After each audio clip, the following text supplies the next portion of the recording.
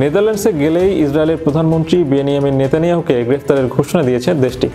ফিলিস্তিনের গাজা উপত্যকায় যুদ্ধাপরাধের দায়ে আন্তর্জাতিক অপরাধ আদালত নেতানিয়াহু ও তার সাবেক প্রতিরক্ষা মন্ত্রী ইয়োভ গ্যালান্টের বিরুদ্ধে গ্রেফতারি পরোয়ানা জারির পর এই ঘোষণা দিল নেদারল্যান্ডস কর্তৃপক্ষ।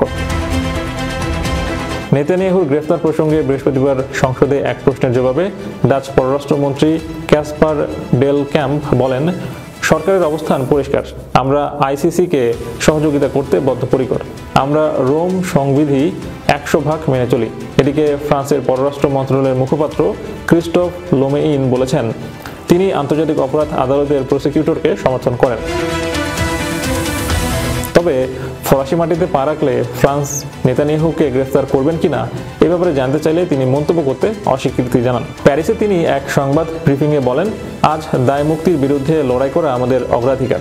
আমরা 2000 সালে আইসিসি সংবিধি অনুমোদন করেছি এবং ধারাবাহিকভাবে আদালতের পদক্ষেপকে সমর্থন করেছি। আমাদের প্রক্রিয়া এই নীতিগুলোর সাথে এক কাতারেই থাকবে। লোমেইন আরও বলেন, এই ওয়ারেন্টগুলো একটি জটিল আইনি সমস্যা। এটি এমন একটি পরিস্থিতি যার জন্য অনেক আইনি সতর্কতা প্রয়োজন। উল্লেখ্য, গ্রেফতারি পরোয়ানা জারি করলেও দণ্ডিত ব্যক্তিকে গ্রেফতারের নিজস্ব কোনো সক্ষমতা আইসিসির নেই। ফলে এই আদালত সদস্য দেশগুলোর ওপর নির্ভরশীল।